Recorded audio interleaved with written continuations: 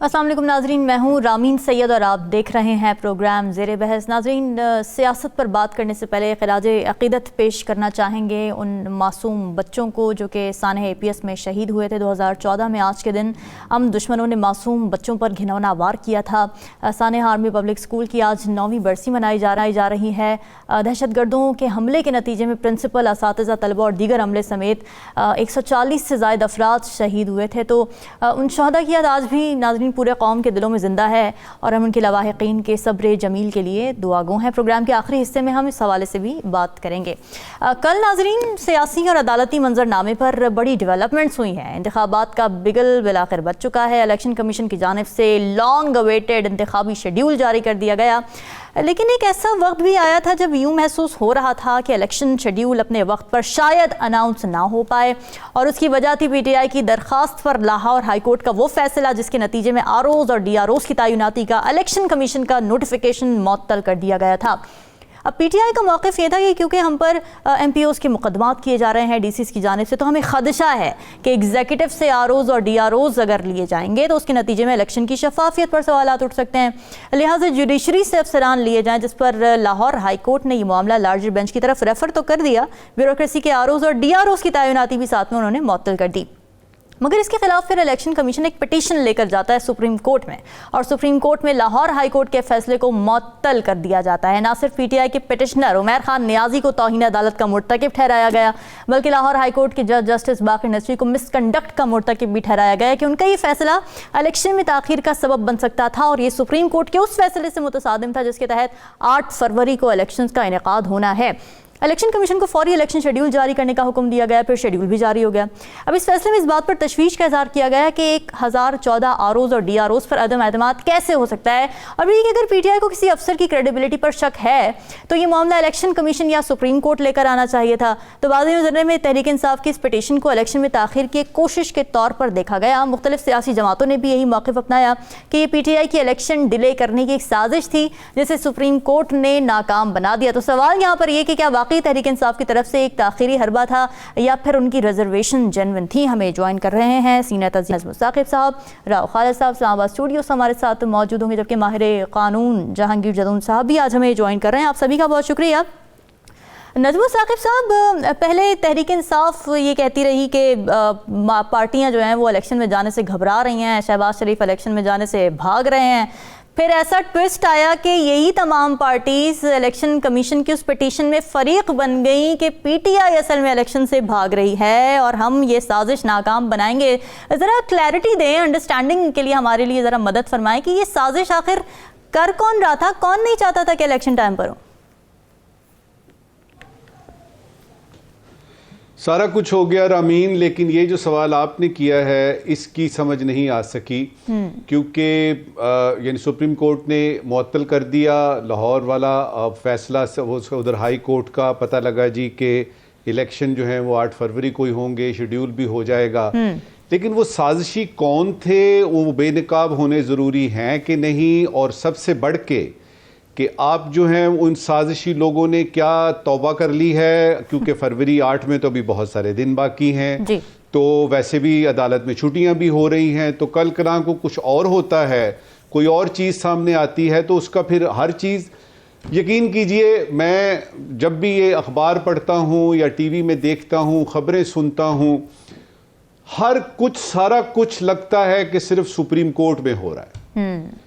यानी कोई चीज़ ऐसी आप मुझे बता दीजिए, मसलन इलेक्शन होने हैं तो क्या ECP को अभी पता लगा है कि शेड्यूल जो है वो टाइम पे देना है, या इससे पहले कि भी उसका ऐलान भी करते हैं, या उसमें कौन कौन से मराहिल हैं।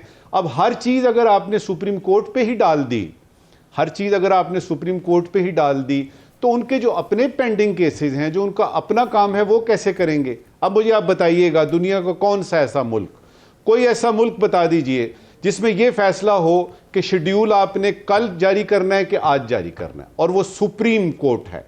सुप्रीम कोर्ट यानी सबसे बड़ी और सुप्रीम कोर्ट। अच्छा, अब इसमें यह है कि जो आपके TV चैनल्स वाले, जो बाकी जो आपके वीलॉग्स वाले और फिर सोशल मीडिया के जितना भी ये सारा कूड़ कबाड़ है, उसमें क्या होता है, ब्रेकिंग न्यूज निकालो। ब्रेकिंग न्यूज क्या निकलेगी, कोई चीज ऐसी जो कि नेगेटिव है, कोई चीज ऐसी जिसमें कुछ चस्का आएगा, कोई चीज ऐसी जिसमें ऐसा हो कि अच्छा इन लोगों की यार ये सुनो, इसकी डिटेल सुनो।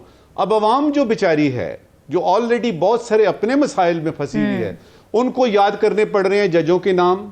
अच्छा जी फलां जज का नाम, नहीं यार ये ठीक नाम नहीं लिया तुमने, दूसरा वो फलां जज ने फलां कर दिया। अब तो जजों के आपस में खतो किताबत भी शुरू हो गई है। जी जी। कुछ तो होते हैं मोहब्बत में जुनून के आसार, और कुछ लोग भी दीवाना बना देते हैं। मुझे हैरानी इस बात पे है कि अगर आपने ब्रेकिंग न्यूज बनानी है तो इस सारी खकेड़ में जो कल हमारे सामने ऑन लाइव हमने सारा कुछ देखा, आपको अच्छी खबर क्यों नजर नहीं आई? और वो रामीन आपको मैं बताता हूं, मुझे उस सारी कार्रवाई में और आपके इस सवाल में जो अच्छी बात नजर आई वो ये है कि सुप्रीम कोर्ट ने, गौर से सुनिएगा, सुप्रीम कोर्ट ने ये फैसला किया कि 8 फरवरी को इलेक्शन होंगे, फुल स्टॉप। और साथ ही उन्होंने कह दिया कि इसके बारे में किसी किस्म के शकूक व शुबहात को पैदा ना कीजिएगा।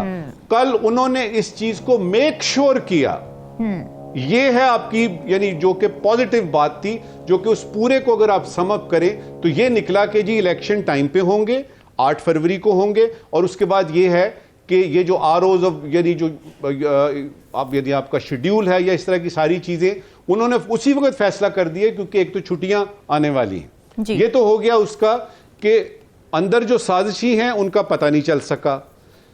पॉलिटिकल पार्टीज आपस में एक दूसरे को कह रही हैं कि आपने किया, अंदर से पता नहीं किसको पता है कि तैयारी किसकी नहीं है। और फिर ये कि एक अजीबोगरीब सवाल जो है कि 2 हफ्तों की अगर डिले हो जाती है, फर्ज करें, मैं ये नहीं कह रहा कि होनी चाहिए, मैं वैसे सोच रहा हूं कि इसमें 2 हफ्ते में कौन सा ऐसा एटम बम बन जाएगा, कौन सी ऐसी क्यामत आ जाएगी जो साजिश करने वाले ये चाहते हैं कि 2 हफ्ते आगे हो जाए। और या तो ये ना जी 5 साल बाद होंगे, फिर पता लगे जी कि कुछ इसमें, तो मुझे तो साजिशी एलिमेंट इसमें नजर ही नहीं आता। मुझे तो लगता है कि खामखा के इश्यूज खड़ा करने की हमें आदत पड़ गई है और हमें चस्का पड़ गया है कि कुछ ना कुछ गलत नेगेटिव होता रहे। मैंने और आपने क्या सोचना है और अवाम ने क्या सोचना है? देखिए, कौन से जज ने क्या कहा, मेरी उस पर कोई बिसात नहीं है, मेरी मजाल नहीं है कि मैं उस पर बात कर सकूं। कौन सा फैसला अदालत ने किया, मेरा कोई बस नहीं चल रहा। कौन सी सियासी पार्टी ने कौन सा मंशूर देना है, मुझे ना पता है, ना मेरा बस चलेगा। मेरा बस किस पे चलेगा? मेरा बस चलेगा वोट पे। यकीन कीजिए, इट इज वेरी ऑब्वियस। वो जो होता है ना, कहते हैं कि it is very difficult to explain the obvious. Right. Obvious चीज ये है कि अवाम ने, उनके पास एक ही हथियार है और वो है वोट, और उनको उधर फोकस करना चाहिए कि अब इलेक्शन 8 फरवरी को होंगे, हमने वोट किसको देना है। और इस वक्त की आखिरी बात जी, हम लोग आमतौर पे ये करते हैं कि पार्टी हम चुनते हैं कि जी हमने पीपीपी को वोट देना है, पीटीआई को देना है, हमने नून को वोट देना है, हमने ये जो इस्तेहकाम पार्टी आई है, या हमने एमक्यूएम को वोट देना है। मेरे ख्याल में जो जिंदा कौमें होती हैं, जिनको पता होता है कि भाई ये सारा मुस्तकबिल हमारा अगले 4-5 साल का जो है ना, इन लोगों के हाथ में होना है, तो एक दफा पाकिस्तानी अवाम जरा इस सवाल पे भी जरा गौर कर ले कि पार्टी को वोट देना है या उम्मीदवार को वोट देना है। ये बड़ी जरूरी बात बता रहा हूं, इसलिए कि हम लोग उस भेड़ चाल में लग जाते हैं कि जी हमने पार्टी चुन ली है, भाई यही पार्टी। बिल्कुल याद रखिएगा कि हर पार्टी में अच्छे बुरे लोग आपको मिलेंगे। अगर आपने अपने वोट का सही इस्तेमाल करना है और आपको अपने मुस्तकबिल का वाकई है एहसास है, और उसमें यह है जी कि मैं अपना मुस्तकबिल खुद बनाऊंगा, मैं अपना मुस्तकबिल खुद बनाऊंगी, तो पार्टी मत चुनिए। ठीक है, पार्टी मत चुनिए, उम्मीदवार चुनिए, क्योंकि ये पार्टी नहीं होती जो आपका साथ देगी, ये वो उम्मीदवार होगा, चाहे आप प्रोविंशियल लेवल पे लें, चाहे आप नेशनल लेवल पे लें। और वो शेर जो है वो तो यानी हमको यानी 4वीं-5वीं जमात में याद कराया गया था कि खुदा ने आज तक उस कौम की हालत नहीं बदली, खुदा ने आज तक उस कौम की हालत नहीं बदली, न हो जिसको ख्याल आप अपनी हालत के बदलने का।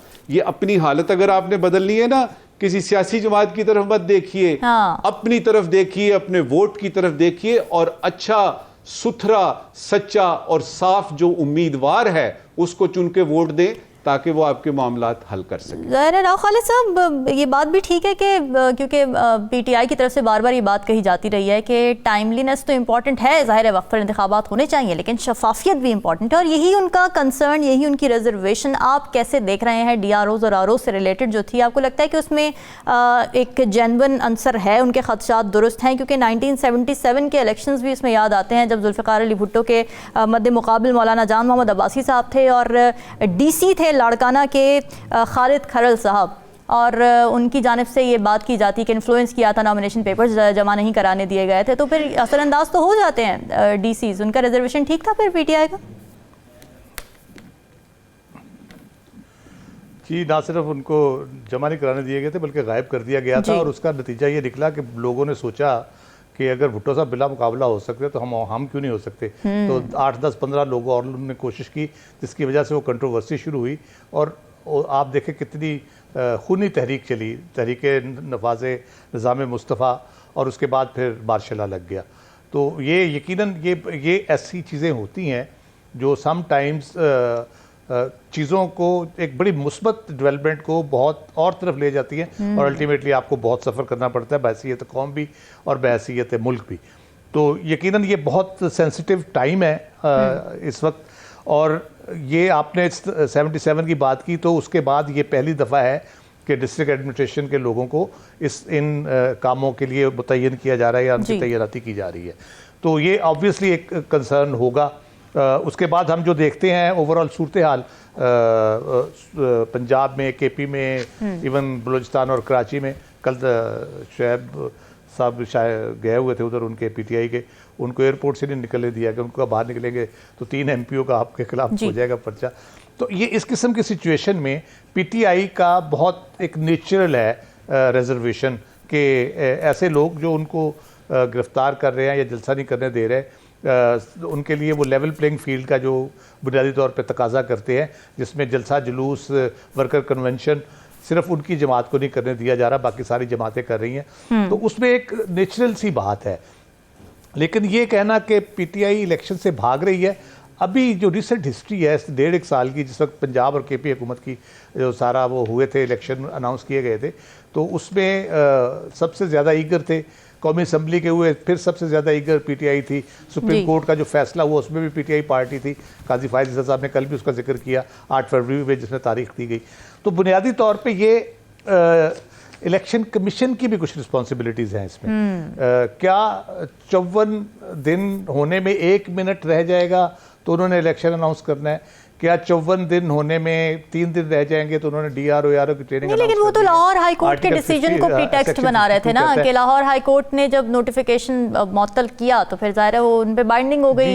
ये 6 दिसंबर की पिटीशन 12 दिसंबर का फैसला है, जबकि कानून इख्तियार देता है 60 दिन पहले उनको DRO और AROs लगाने का। तो हमें तो वो कोशिश कहीं नज़र नहीं आई। फिर उसके बाद मेरा ख्याल ये है, जो कल वाला जो सारा इवेंट हुआ है पूरा, उसमें 1.5 साल पहले तकरीबन 14 मई का सुप्रीम कोर्ट ने ऑर्डर दिया था इलेक्शन कराने का KP और पंजाब हुकूमत का, जिस पे अमल दरामद नहीं हुआ। बावजूद उस पर बहुत सी चीज़ें हुई, फंड नहीं मिला या सिक्योरिटी के इश्यूज थे या किसी तरीके से। तो आई थिंक काजी फायद ईसा साहब ने इससे, उनको लगा कि ये फिर वही 14 मई वाली तारीख दोहराई जा रही है कि 8 फरवरी के इलेक्शन को आगे पीछे करने की कोशिश हो रही है। मेरा ख्याल है सबसे इंपॉर्टेंट रोल कल उन्होंने यही अंडरस्टैंड करते हुए प्ले किया है कि इलेक्शन कमीशन ने इमीडिएटली डी नोटिफाई कर दिया वो सारी ट्रेनिंग को। तो उस पर भी उनकी बड़ी रिजर्वेशन थी। कल बहुत ज़्यादा उन्होंने इलेक्शन कमीशन को पुश किया कि आपने ट्रेनिंग क्यों कैंसिल कर दी। चले वो तो हो गया जो उन्होंने कर दिया, ठीक है, आपने ट्रेनिंग क्यों कैंसिल कर दी? तो वो उसके पास कोई जवाब नहीं था उनके पास ऐसा सच। तो वो बुनियादी तौर पे मेरा ख्याल है काजी फायद ईसा साहब ने अंडरस्टैंड किया कि ये मामला फिर गड़बड़ होने जा रहा है। तो उन्होंने बहुत बरवक्त और सही कदम उठाया और उन्होंने रात उनको कहा कि आज 55 दिन रह गए हैं, तो आपको आज शेड्यूल देना है। अगर 8 फरवरी को आपने इलेक्शन कराने हैं, आप या तो बताएं आपने नहीं कराने, फिर हम और तरह से इसको देखेंगे, वरना आप हमें कंफर्म करके दें और आज शेड्यूल दें। उसकी वजह से ये शेड्यूल जारी हुआ है, वरना शायद ये भी 14 मई की तरह कहीं इधर उधर हो जाता ये शेड्यूल भी। और उसमें ताखीरी हरबा अगर हम कहें पीटीआई पे आप एक शक कर सकते हैं एक वजह से, ठीक है, वो बड़ी ऑब्वियस रीजन है कि उनको इंतखाबी निशान का मसला बना हुआ है इस वक्त, बिल्कुल, और कैंडिडेट्स का उनका लीडरशिप का ही मसला मसला है जी। तो वो मे भी उनके जहन में हो किसी गोशे में कि हम इसको थोड़ा सा आगे चले जाए तो हमारा ये मसले हल हो जाए, इलेक्शन कमीशन वाले, इंतखाबी निशान वाले। अदरवाइज तो हम देखते हैं कि मेरा नहीं ख्याल को पार्टी ऐसा, अगर किसी ने सियासत करनी है और फिर हुकूमत में आना चाहता है तो वो इलेक्शन से क्यों भागेगा। सारी पार्टीज हैं उनकी, पीटीआई इस वक्त समझती है कि उस वक्त बहुत पॉपुलर है, वो क्यों भागेगी, वो कहेगी मैं तो इलेक्शन चाहती हूँ, फौरन कराए इलेक्शन में, तो वो कह रहे हैं, बार बार कह रहे हैं।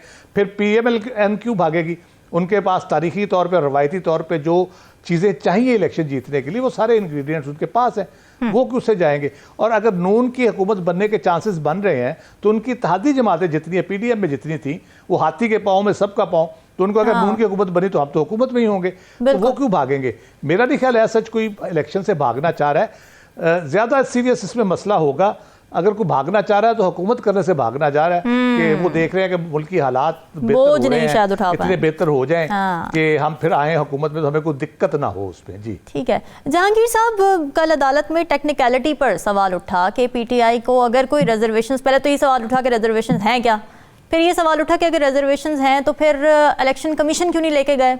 टेक्निकली ज़रा समझाएं कि क्या स्ट्रैटेजी बेहतर हो सकती थी पीटीआई की, डीआरओज और आरओज, अगर उन्होंने किसी पर शक था, क्रेडिबिलिटी का मसला था, तो उनको कोई बेहतर फॉर्म चूज़ करना चाहिए था लाहौर हाई कोर्ट के बजाय। ये देखें, मैं अभी दो मेरे जो वाज़िज़ कोलीग ने बात की है इनको आगे बढ़ाते हैं। इलेक्शन कमीशन ऑफ पाकिस्तान की आईनी जिम्मेदारी है कि इलेक्शन होल्ड कराए और वो इलेक्शन फेयर एंड ट्रांसपेरेंट और फ्री हो और एज पर लॉ हो। तो एक पहले गालिबन सुप्रीम कोर्ट में केस किया लोकल गवर्नमेंट का इलेक्शन। अभी देखिए पाकिस्तान के अंदर लोकल गवर्नमेंट इवन इस्लामाबाद के अंदर नहीं है।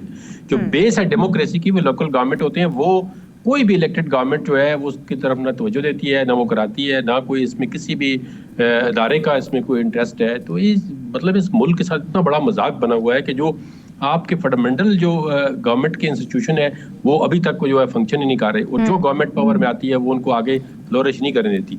तो इलेक्शन कमीशन का एक केस था सुप्रीम कोर्ट के अंदर, काजी फाइसा के पास उस वक्त चीफ जस्टिस नहीं थे, तो उन्होंने 5 मेंबरान को बुलाया इलेक्शन कमीशन को, पर्सनली तलब किया। I was present in the court. उन्होंने कहा जी आप ये मुझे बता दें कि आपका इलेक्शन करवाने के अलावा और क्या काम है। तो 5 मेंबर जो है ना वो आगे बिल्कुल उनके पास कोई जवाब नहीं। उनका इसके अलावा आपका क्या काम है ये बताएं। जो आइन आपको कॉन्स्टिट्यूशनल बॉडी हो, इसके अलावा आपका काम क्या है। आपको 24 hours through out the year election के लिए तैयार रहना चाहिए। ये कोई ऐसा बहाना नहीं बनाना चाहिए कि आज ये नहीं है आज वो नहीं है। भाई आपको इतना बड़ा बजट दिया हुआ है, इतनी बड़ी फौज है, उनका प्रोटोकॉल जाके देखें, झंडे देखें उनकी गाड़ियों के आगे पीछे। तो ये उनका काम ही सिर्फ इलेक्शन करवाना है। तो अब ये शेड्यूल इन्होंने पहले क्यों नहीं अनाउंस किया। ये अब जबरदस्ती जो नजम साहब ने कहा है कि ये सुप्रीम कोर्ट का काम है शेड्यूल, सुप्रीम कोर्ट ने कहा है जी हमने तारीख नहीं दी, तारीख इन्होंने दी है।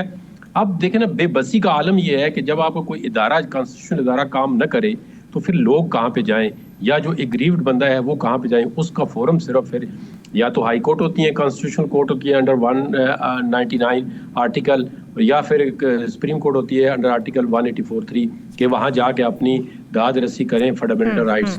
हमारे मुल्क के अंदर अनफॉर्चुनेटली फॉर लास्ट 76 ईयर कोई भी इंस्टीट्यूशन इस काबिल नहीं है कि वो अपने पाँव पे खड़ा होके अपने फैसले खुद कर सके, या उसको जो आइन के अंदर, कानून के अंदर मैंडेट दिया गया है उसके मुताबिक वो काम कर सके या उसको इम्प्लीमेंट कर सके। ये बड़ी बदकिस्मती है हमारे मुल्क की, समझे, या इसके अंदर जो स्टेक होल्डर हैं वो उस इंस्टीट्यूशन को डेवलप करना नहीं चाहते या होने नहीं देते कि अगर इदारे अपने आप पाँव पे खड़े हो गए तो फिर उनकी वैल्यू खत्म हो जाएगी। जहांगीर साहब ये बताएं कि पीटीआई के पास क्या अभी भी कोई ऑप्शन है कि अगर उन्हें 1014 में से कोई किसी पे मसला है तो वो जाए ईसी, अभी भी है उनके पास ऑप्शन? नहीं देखिए, मैं आपको बता रहा था, आपने वो टोक दिया है। जी बताइए।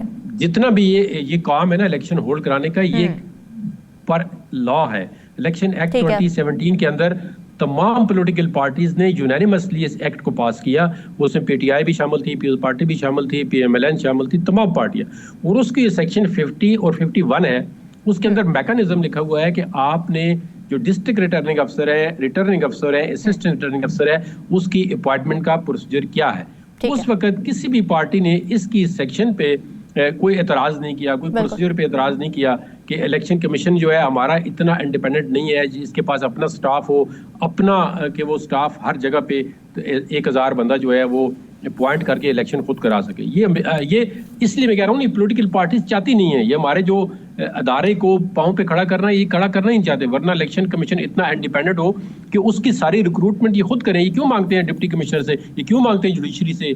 लेकिन ये चीज़ें नहीं है, तो फिर उन्होंने एक्ट के अंदर लिखना था कि आप ये अफसर जो है डिप्टी कमिश्नर ये नहीं ले सकते, या जो प्रोविंशियल गवर्नमेंट फेडरल गवर्नमेंट के एग्जीक्यूटिव ऑफिसर है ये नहीं ले सकते, आप जुडिशरी से लें। अब वो तीनों चीज़ें मौजूद हैं, या तो इलेक्शन कमीशन अपने अफसर अपॉइंट करेगा, अगर वो अवेलेबिलिटी नहीं है तो फिर वो प्रोविंशियल गवर्नमेंट या फेडरल गवर्नमेंट के अफसर अपॉइंट करेगा, या फिर चीफ जस्टिस की रिस्पेक्टिव हाई कोर्ट की कंसल्टेशन से वो जुडिशरी के अफसर वो मांगेगा। अगर chief justice Lahore high court या किसी भी हाई कोर्ट के वो कहते हैं हमारे पास पेंडेंसी है केसों की इतनी, हम नहीं स्पेयर कर सकते, तो इलेक्शन कमीशन के पास कोई ऑप्शन नहीं था कि वो किसी और जराए पे फिर अपना इन्हिसार करें, किसी और जगह से अफसर मांगे। लेकिन उसी एक्ट के अंदर एक मैकेनिज्म ये मौजूद है, सेक्शन 55 सब सेक्शन 3 के अंदर, कि अगर आप किसी डिस्ट्रिक्ट रिटर्निंग अफसर या रिटर्निंग अफसर के आपके पास मटेरियल मौजूद है, एविडेंस मौजूद है कि जी ये बायस्ड है, ये इस पे हमें शक है कि ये इलेक्शन फ्री नहीं कराएगा, तो उसमें आप इलेक्शन कमीशन के पास जाके कंप्लेंट करें। ठीक है। बात ये है कि वो इलेक्शन कमीशन पे बिलीव ही नहीं करते। इलेक्शन कमीशन जा देखें, इतनी बड़ी कॉन्स्टिट्यूशनल बॉडी है, वो जेल में जा रहे हैं जी, एक बंदे को स्टेट ऑफ पाकिस्तान एक मुल्जम को प्रोड्यूस नहीं कर सकती एक कॉन्स्टिट्यूशनल बॉडी के सामने, और वो चारे बंदे जो है 6-6 झंडे लगे हुए गाड़ियों पे जेल के अंदर दाखिल हो रहे हैं जी, ये अब ट्रायल हो रहा है। हाँ। कि खुदा के लिए इस मुल्क को किधर लेके जा रहे हैं, मुझे तो समझ नहीं आ रही। शर्म आता है बंदे को कि आईनी तौर पे अपॉइंटेड बंदे हैं, 2-2 गाड़ियों के झंडे लगे हुए हैं, वो जेल के अंदर जा रहे हैं जी मुल्ज़िम के पास, कि जो उसका हम जो है कंटेम्प्ट ऑफ कोर्ट में ट्रायल करने जा रहे हैं। भाई अगर स्टेट कहती है कि हमारे पास ये ताकत नहीं है एक मुल्ज़िम को लाने की वहां से डेला से इस्लामाबाद के अंदर, तो आप क्यों ट्रायल करते हैं? आप रिजाइन दे, घर को जाएं। आप सारे के हमारी तो वो नहीं है, एबिलिटी नहीं है, तो आप जाएं घर में जाके बैठें। तनख्वाह ले रहे हैं आप 10-10 लाख रुपए महीने की, प्रोटोकॉल ले रहे हैं, और इतनी जरूरत नहीं है आपकी, आप कैसे जी हम नहीं जाते मुल्ज़िम के पास। यहीं से गुफ्तगू को आगे नाज़रीन स्टे विद अस।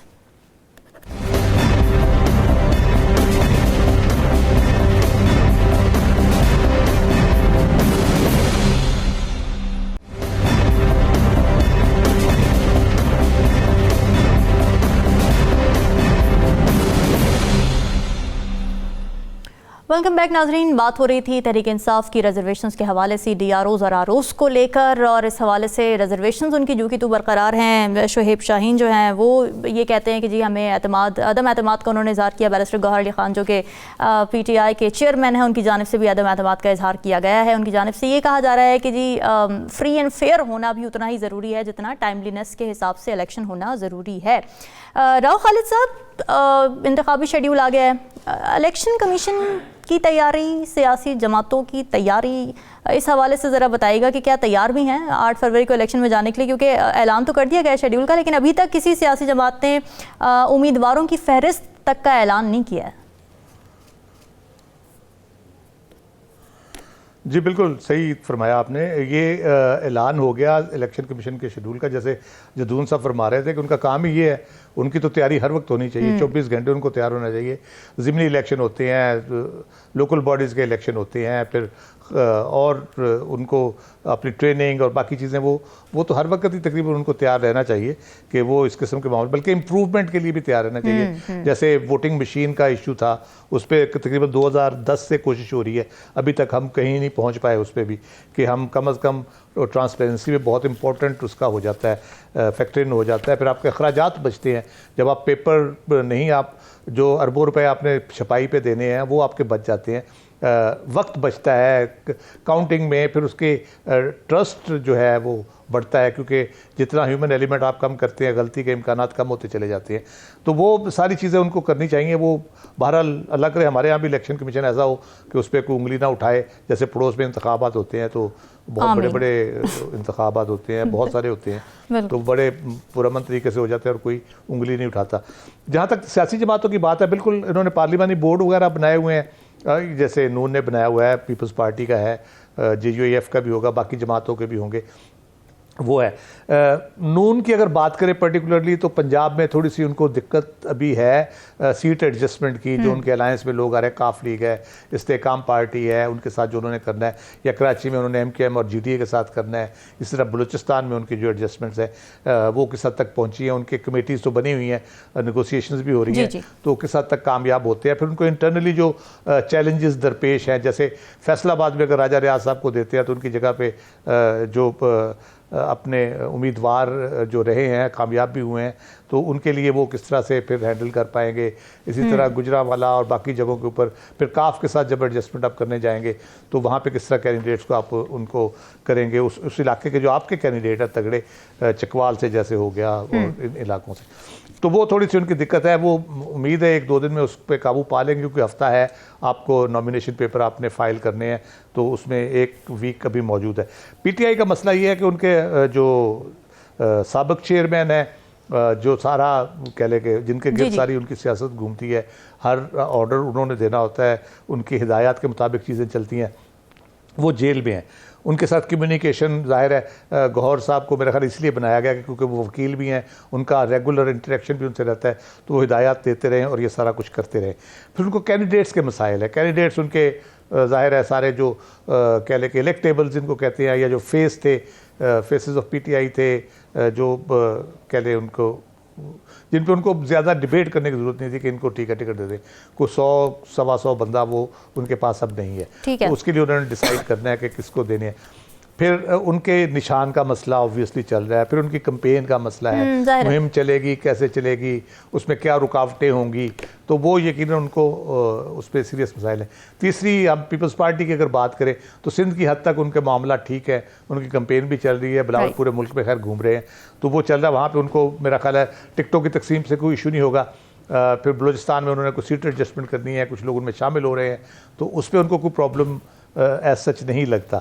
मौलाना फजलुर रहमान जो हैं वो नून की तरफ देख रहे हैं और पीपल्स पार्टी की तरफ देख रहे हैं कि वो कहाँ एडजस्ट करके बलूचिस्तान में किस तरह अपनी कुछ स्पेस क्रिएट कर सकते हैं, बाकी जगह पर मसाइल हैं। लेकिन इलेक्शन शेड्यूल आने के बाद मेरा ख्याल है ये अगले 2-4 दिन में हल हो जाएंगे, और एक जो इलेक्शन फीवर है वो नज़र नहीं आ रहा, लेकिन वो होना चाहिए वो आएगा तो एक बड़ी वाइब्रेंस आती है सोसाइटी में, उससे एक्टिविटी, इकोनॉमिक एक्टिविटी बहुत बड़े लेवल पे जनरेट होती है इसकी जब कैंपेन चलती है, तो लोग बड़े मसरूफ होते हैं और चीज़ें होती हैं पॉलिटिकल, जाहिर है उनको मिलता है लोगों को अपना कैथारसिस करने का मौका मिलता है। फिर ऑब्वियसली जैसे नजम साकिब साहब ने कहा कि ये 5 साल में एक दफ़ा मौका होता है बंदे को, कौम को अपनी किस्मत के फैसला करने का, और वो उनको मौका मिलता है, तो यकीनन एक बहुत अच्छा ये प्रोसेस होगा। बिल्कुल ऐसे ही हम तो उम्मीद कर रहे हैं कि कैंपेन के मूड में आए। नजमो साकिब साहब, JUI कहती है सर्दियां हैं, सिक्योरिटी कंसर्न्स हैं, पीपल्स पार्टी के जरदारी साहब कहते हैं कि 8 से 18 भी हो जाए तो क्या फ़र्क पड़ता है। फिर नवाज शरीफ साहब की सिचुएशन ये कि एक्विटल तो हो गया मुख्तलिफ केसेस से, लेकिन अभी नाअहली का मसला है कि सुप्रीम कोर्ट का जो डिसीजन है वो ऊपर आता है या फिर इलेक्शन एक्ट ऊपर आता है। पार्टियों का मूड क्या लग रहा है आपको इस वक्त आज की डेट में?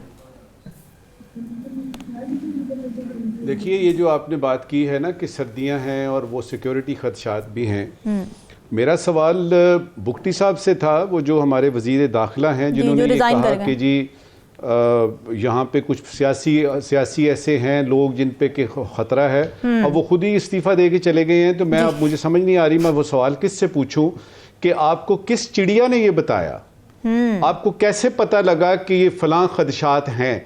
अगर आपको कोई क्लू मिला तो आप अब तक उसकी बेखकनी कर चुके होते।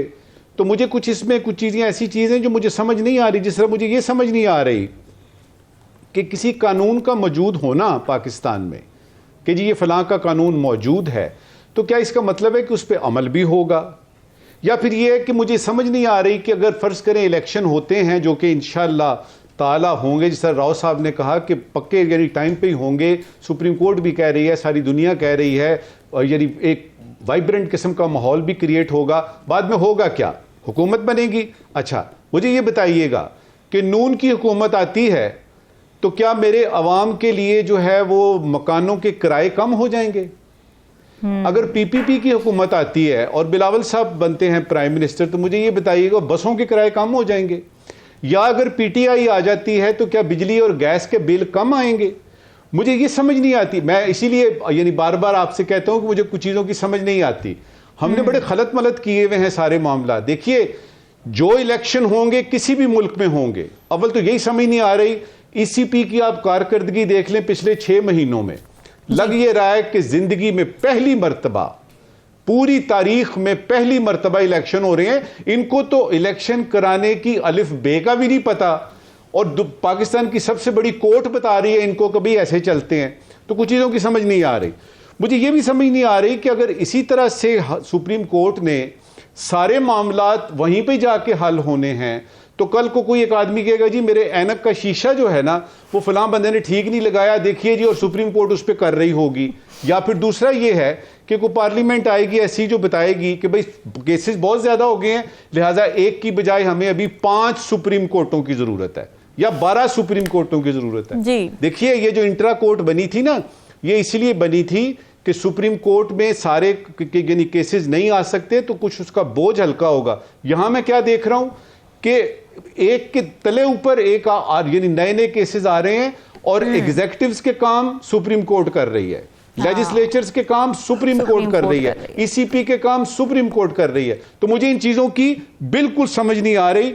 अवाम के लिए सिर्फ यह है कि आपने वोट देना है तो वोट की तरफ तवज्जो दीजिए, और उसमें किसी किस्म का जो आपको ख्याल आता है, मिसाल के तौर पे आपके दिमाग में आ सकता है ये सवाल कि यार ये कुछ केसेस ऐसे हैं जो कि होते हैं जी लाइव दिखाए जा रहे हैं। सुप्रीम कोर्ट का कल हमने देखा जी लाइव बिल्कुल आ रहा है, लेकिन एक आध केसेस हैं जो कहते हैं जी इन कैमरा होंगे। तो सवाल यहां पे ये पैदा होता है कि किस बुनियाद पे ये सारा, जुदून साहब हमारे साथ हैं, उनसे हम पूछेंगे, हमें जरा बताइएगा कि किस बेसिस पे आप ये फैसला करते हैं कि ये इन कैमरा होगा, ये अवाम के सामने होगा, और क्या उस बेसिस का इतलाक सिर्फ एक जगह पे होता है कि दूसरी जगह पे होता है? ठीक है, इसको कहने के सारे कहने के बाद मेरी गुजारिश अपने अवाम से ये होगी, क्योंकि मेरा तखातुब अवाम होते हैं, मुझे तो मैं कैमरे के उस तरफ बैठा हुआ अपने आप को देखता हूं कि जो आप सबको देख रहे हैं उनका वो क्या सोच रहे हैं। ये सारी अदालतों के चक्कर आपका मसला नहीं है, यकीन कर लीजिए। आपका मसला क्या है? अपने घर का ख्याल करना, अपनी हिफाजत करना, जानो माल की हिफाजत करना। और इस वक्त की आखिरी बात जी, किसी भी मुल्क में जो चीजें इंपॉर्टेंट होती है ना, जो इदारे, मसलन नेशनल करप्शन ये परसेप्शन सर्वे है कोई 2023 का, सबसे ज्यादा करप्शन ये कह रहा है सर्वे के पुलिस में है। तो मुझे ये बताएं हिफाजत कैसे करेंगे आप? तीसरे नंबर पे आपकी जुडिशरी आती है, ये मैं नहीं कह रहा, ये सर्वे कह रहा है। तीसरे नंबर पे आपकी जुडिशरी है, फिर एजुकेशन है और हेल्थ है, तो बाकी रह की गया। जी जी, बाकी रह की गया। तो उसमें सिर्फ ये है कि हमने अपने काम की तरफ तवज्जो देनी है रामीन, और देखना यह है कि हमने इस वक्त क्या करना है। ठीक है जहांगीर साहब, क्योंकि ज़ाहिर है माहिर कानून भी हैं, इस पर ज़रा रहनुमाई कीजिए कि नवाज शरीफ की अगर बात की जाए, इलेक्शन लड़ने की राह उनकी अब हमवार हो चुकी है, क्योंकि सुप्रीम कोर्ट की ताहयात ना अहली वाला फैसला भी है, साथ इलेक्शन एक्ट में 5 साल ना अहली वाला भी है। मुकद्दम क्या होगा, क्या सिचुएशन है नवाज शरीफ साहब के लिए इस वक्त? ये पहले मैं अगर इजाज़त दें तो नजम साहब की एक बात का जवाब दे दूं। उन्होंने जी कहा है कि ये जो लाइव स्ट्रीमिंग है ये किस तरह एक केस सिलेक्ट करते हैं केसेस की, कि सबसे पहले जो प्रैक्टिस एंड प्रोसीजर एक्ट था उसकी लाइव स्ट्रीमिंग चीफ जस्टिस ने ऑर्डर किया जी करें। तो उसके बाद एक सुप्रीम कोर्ट के अंदर उन्होंने कमेटी बनाई है कि जी आप कोई अगर इतना इंपॉर्टेंट केस होगा या केस कोई ऐसा होता है जिस पे आके दरख्वास्त आती है कि जी इसको लाइव स्ट्रीमिंग है, तो फिर वो कमेटी है वो फैसला करेगी कि जी इसको आया लाइव स्ट्रीमिंग किया या ना किया जाए। अदरवाइज मेरे ख्याल में वो सुप्रीम कोर्ट के अंदर कोई अपना यूट्यूब चैनल इस तरह की कोई चीज़ बना रहे हैं कि अगर रिकॉर्डिंग को हम रिकॉर्ड कर लें, बाद में कोई बंदा इसको देखना चाहे तो फिर वो देख सकता है, क्योंकि सारी चीज़ें ऑडियो वीडियो फिर वो लाइव स्ट्रीमिंग हर एक केस की तो नामुमकिन है, वो नहीं कर सकते। तो इसमें वो मेरे ख्याल उन्होंने कमेटी बनाई है 2-3 जजेस की, वो डिसाइड करेंगे कि कौन से केस किस इंपॉर्टेंस के। अब आपकी क्वेश्चन की तरफ आता हूँ। मियां नवाज शरीफ के जो 2 कन्वेक्शन थी, एक एवनफील्ड रेफरेंस की और एक अल अज़ीज़िया रेफरेंस की, वो दोनों में जो है एक्विटल हो चुकी है, वो दोनों अपीलें उनकी एक्सेप्ट हो चुकी हैं, वो भरी चुकी है। अब तीसरा उनका हर्डल ये था कि 62(1)(f) के तहत जो बेटे से तनख्वाह न लेने पर उनको लाइफ डिस्क्वालीफाई किया गया था।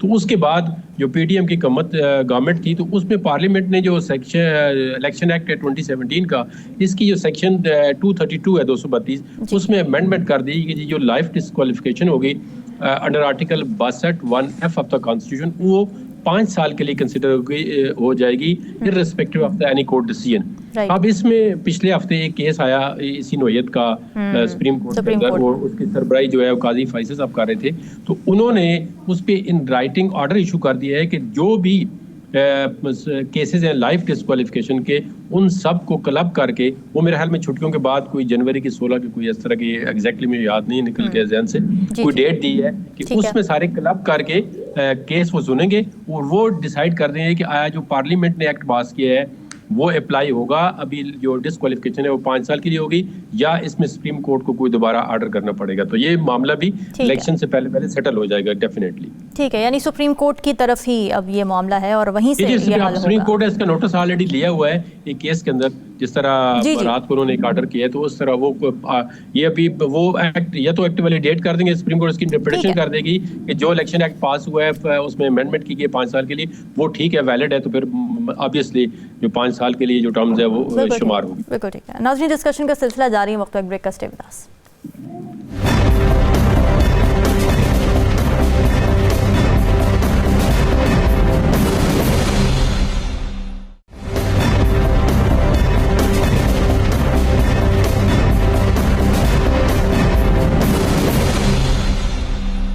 वेलकम बैक नाज़रीन। 2014 में आज के दिन नम दुश्मनों ने मासूम बच्चों पर घिनौना वार किया था। सानिया आर्मी पब्लिक स्कूल की 9वीं बरसी है आज। दहशतगर्दों के हमले में प्रिंसिपल, असातिज़ा, तलबा और दीगर अमले समेत 140 से ज़ायद अफराद शहीद हो गए थे।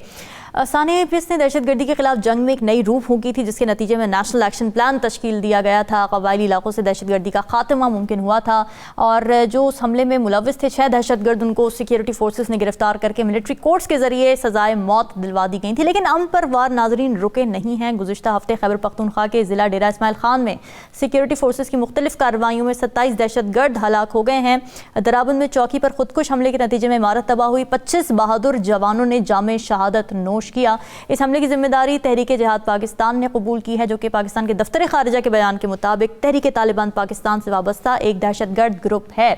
नजमुल साकिब साहब, हमले के बाद दफ्तर खारिजा ने एक बयान जारी किया था जिसमें अफगान हुकूमत से पाकिस्तान में दहशतगर्दी को हवा देने वाली दहशतगर्द तंजीमों के खिलाफ फौरी और काबिल तस्दीक कार्रवाई का मुतालबा किया गया था। डिमार्च भी किया गया था नाज़िमुल उमूर को, जो अफगानिस्तान से जिनका ताल्लुक है।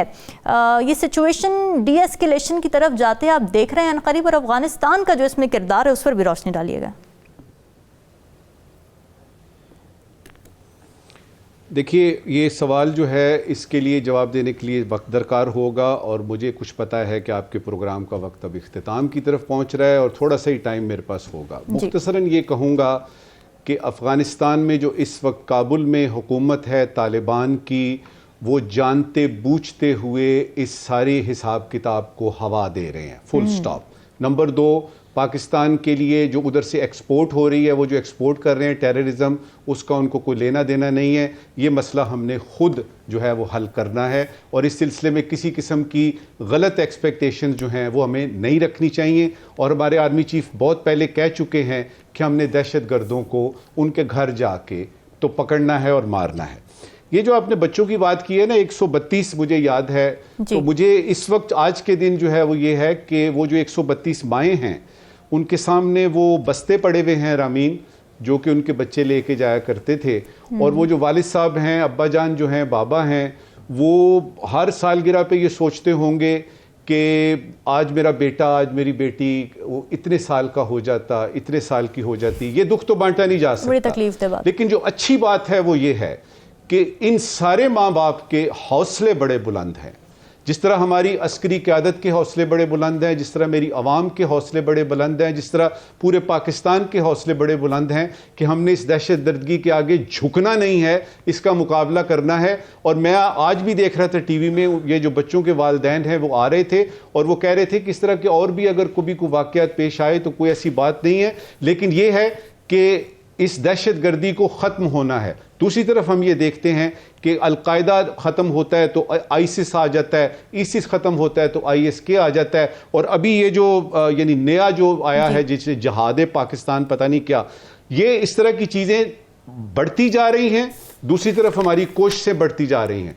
दुआ करते हैं कि अल्लाह ताला पाकिस्तान को इस अजाब से निकाले। और अगर आप मुझे ये कहें कि जी कोई एक ख़ास तरीका बताइए, तो मैं तो आपको ये कहूँगा, ये जगह ही ऐसी है, मेरे पूरे पाकिस्तान को उठाइए और को लैटिन अमेरिका में ले जाइए, क्योंकि ये पूरा इलाका जो है, यानी एनर्जी कॉरिडोर वगैरह ये वो, इसमें ये सिलसिले जारी रहेंगे और पाकिस्तान ने ये सारे चैलेंजेस का सामना खुद करना है। बिल्कुल ठीक है। राव खालिद साहब, आपको क्या लगता है दहशतगर्दी इस वक्त कितना बड़ा चैलेंज बना हुआ है सिक्योरिटी फोर्सेस के लिए, और फ्यूल क्या चीज़ करती है इन तमाम तर वाक़यात को? सबसे बड़ा मुहर्रिक कह सकते हैं, क्या है?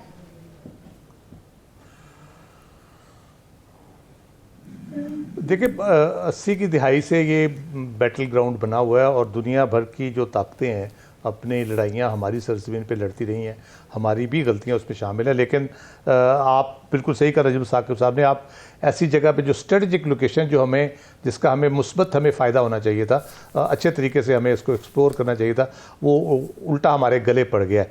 जो सर्द जंग का शिकार हम हुए, उसके बाद रशियन इन्वेजन के बाद हम जिस किस्म के ट्रबल से गुजरे, उसके बाद 9/11 के बाद हम जिस तरह से गुजरे कि हमारा जो 16 दिसंबर को हुआ 2014 में, ये हमारा 9/11 एक हो गया।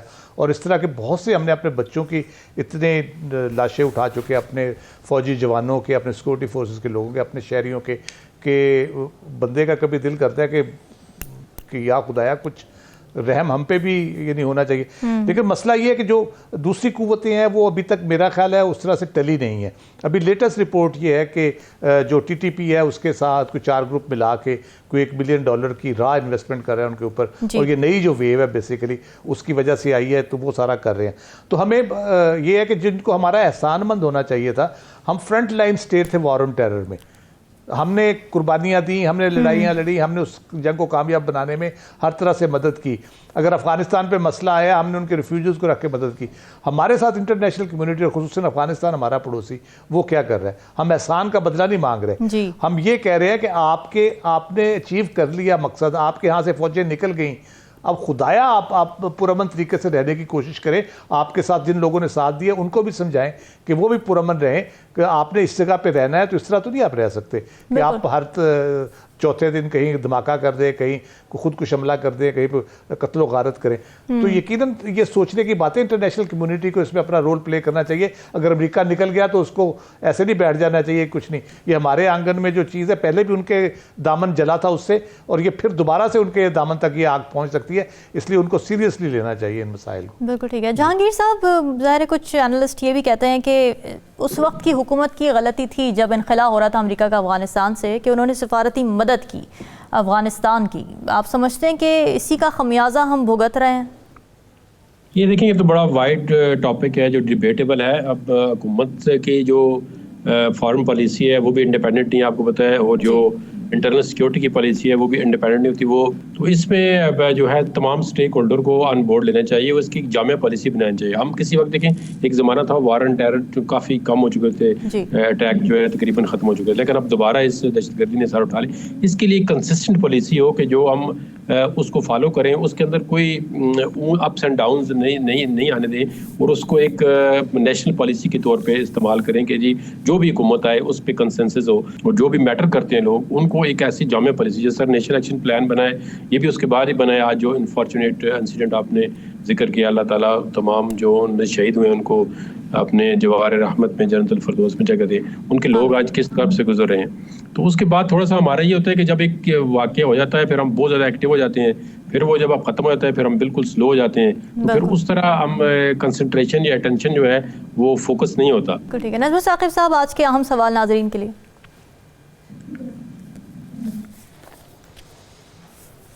ज़रूरी सवाल ये है रामीन, के महंगाई हो गई है 43%। तो अब जो नई हुकूमत आएगी क्या वो महंगाई कम करेगी या नहीं, और अगर करेगी तो कैसे? ठीक है। गैर ज़रूरी सवाल। 10 साल का तवील अरसा लगा के आप किसी ज़ीरो शख्स को हीरो बनाते हैं, फिर चंद महीनों में उस हीरो को आप ज़ीरो कर देते हैं। तो गैर ज़रूरी सवाल ये है कि ये हीरो को ज़ीरो करने वाला मामला और ज़ीरो को हीरो करने वाला मामला आखिर कब तक आप ये जारी रखेंगे? बिल्कुल जी, आखिर कब तक ये जारी रहेगा? नाज़रीन, सवाल आपके लिए छोड़ के जा रहे हैं, हमें दीजिए। अल्लाह हाफ़िज़।